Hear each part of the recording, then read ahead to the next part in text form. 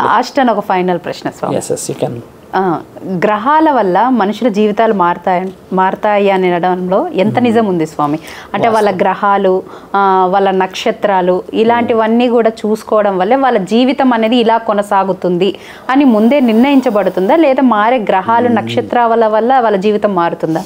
శాసన గ్రంథాల గురించి మాట్లాడుకోవాల్సిన సమయం. గ్రహాలు 9 అమ్మ. మనం శుక్రగ్రహం నుంచి బృహస్పతి, సూర్యుడు, చంద్రుడు, రాహు, ఇట్లా కేతు అన్ని మాట్లాడతాం. అయితే గ్రహాల అధిపతి ఎవరు? శివుడు. అతల, వితల, సుతల, మహాతల, పాతాల, రసాతల అని ఇట్లా 7 లోకాలు భూమండలంలో ఉన్నాయి. అంటే కిందికి ఉన్న లోకాలు ఇవి.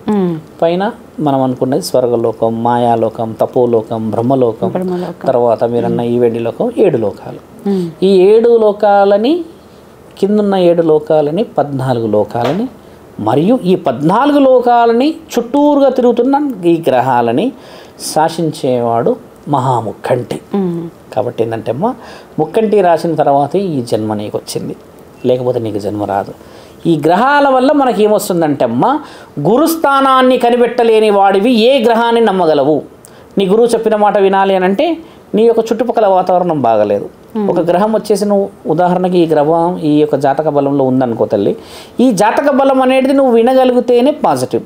ఎంతమంది విద్యాబుద్ధులను అందించిన తర్వాత అదే పాటిస్తున్నారు, పాటించట్లేదు కదా. గ్రహాల ప్రభావం ఎవరి మీద పడుతుందంటే అమ్మ, బలహీన శరీరాల మీద పడుతుంది, కానీ భగవంతుడిని నమ్మిన వాడి మీద పడదు.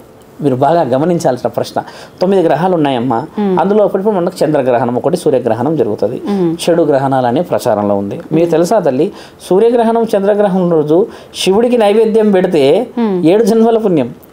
కానీ గుళ్ళు మూసేయాలని అంటారు కదా స్వామి. గుళ్ళు మూసేస్తారు, శివుడిని మూసేయరు కదా. శివుడిని మూసేవాడు ఎవరు లేరు తల్లి. శివాలయాలు మూసే ధైర్యం చేయరు. ఆయనని మూసేస్తే మరి ఆయన పని చేయడు. శివుడిని మూసేంత బ్రాహ్మణులు ముయ్యరు ఎవరు కూడా. లోపల ఒకవేళ పెద్ద గేటు మూసేసినా లోపల చిన్న గేట్ ఓపెన్ చేసి పెట్టుకుంటారు. గర్భగుడి తండ్రిని ఎప్పుడు ముయ్యడం చూడమ్మా. ఇది అడిగారు కాబట్టి చాలా మంచి ప్రశ్న. శివుడిని అసలు పూజించకూడదని శాస్త్ర గ్రంథాల్లో రాసి ఉంది. శివలింగాన్ని పూజిస్తారు. లింగాన్ని ఎవరు పూజిస్తారు ఇక్కడ? నీవు పూజించగలవా ఎవరు లింగాన్నన్నా? నేను పూజించలేను కదా. శివుడు ఇచ్చింది కూడా దానికే.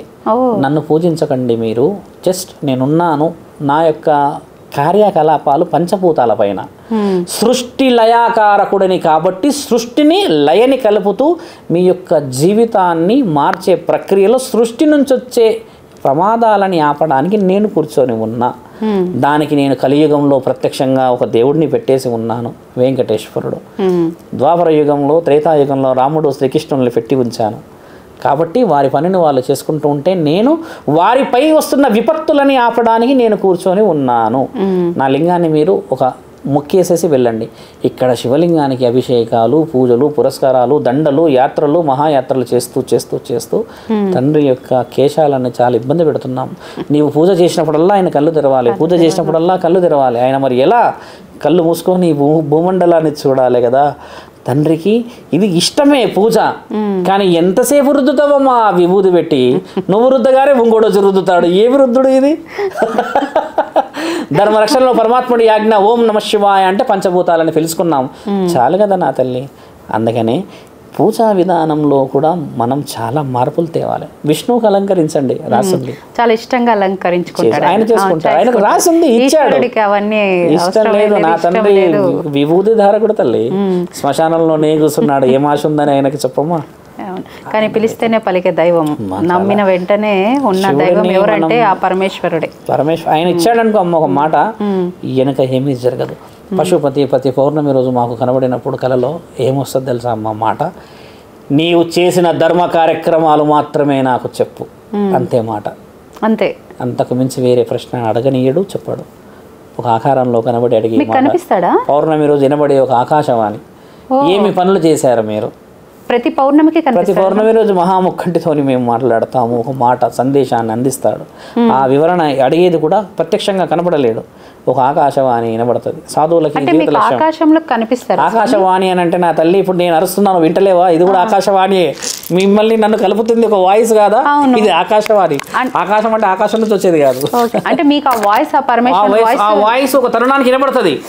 ఏ గొప్ప కార్యక్రమాలు చేసావు నీవు చెప్పు, సాధు లక్షణాన్ని ఎత్తుకొని శివరుద్ర అనే నామాన్ని తీసుకొని అని అంటాడు కదా, అప్పుడు చేసే పుణ్యాలు చెప్పాలి. ఇది చేసాం, మీరు చేసిన అస్తు అని వెళ్తాడు. అందులో తప్పు జరిగింది అని అంటే ఆ పౌర్ణమికి పరమాత్ముడు మనకు ఆజ్ఞ ఇయ్యడు. అంటే ఈ జన్మ ఈ యొక్క శరీరం అనేది అంత స్పష్టంగా పోవాలి తల్లి. మీరు అన్నారుగా కొంతమంది కనబడతారంట కదా స్వామి గురువులు, కొంతమంది దేవుళ్ళ ప్రత్యక్షమవుతారు అంటాము. ఏ దేవుడు ఎక్కడ ప్రత్యక్షంగా కనబడు, ఒక వివరణ ఇస్తాడు. ఎద్దు రూపాన కనబడతాడు, ఒక సమయానికి వచ్చినప్పుడు నంది రూపంలో కనబడతాడు, ఒక సమయం వచ్చినప్పుడు ఒక ముసలితనం రూపంలో కనబడతాడు, ఒక సమయం వచ్చినప్పుడు ఆయన కూడా బుల్లెట్ మీదనే ఒక వివరణ పోయినట్టు ఒక మనిషి వచ్చేసి స్వామి అటు వెళ్ళకండి గొడవద్దు అంటారు. అంటే పరమాత్ముడు ఇచ్చిన ఆజ్ఞ, ఈయన శివుడు కాదు. అది పాటించి తెలుసుకోవడమే మన ధర్మం. నీ పక్కన స్నేహితుడు ఉంటాడు, ఆ సమయానికి ఆ వాక్కు పలికించడమే ధర్మం. అందుకని ఆయన శివుడే, ఆయన శివుడే అని అనుకోకూడదు. వెళ్ళవే అనుకుంటే దేవుడు అని అంటారు కదా, తప్పది. దేవుడు పలికించిన వాక్ అది. నీకు అందించలేకపోతుండేమో ఆయనకు అందించి నీకు చెప్పగలుగుతున్నాడు. ప్రమాదం ఉంది బిడ్డ అని చెప్తారు. ఈ రోజు అడ్వాన్స్ టెక్నాలజీ ఉందమ్మా. ఎక్కడో యూట్యూబ్లో పెట్టింటే ఇక్కడ చూస్తున్నాం. పెద్దలు ఇంతకు ముందుకు ఏం చెప్పేవాళ్ళు తెలుసా? బిడ్డ పొలిమేరలో బాగాలేదంట, ఏదో వర్షాలు వచ్చి అక్కడ అడ్డుందంట అని పెద్దవాళ్ళు చెప్పేవాళ్ళు. వాళ్ళకి ఎవరు చెప్పేవాళ్ళు తెలుసా అమ్మా నీకు?